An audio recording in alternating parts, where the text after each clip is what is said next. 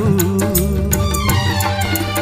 എന്നന്തരംഗ നികുഞ്ചത്തിലേതോ ഗന്ധർവർ പാടാൻ വന്നു.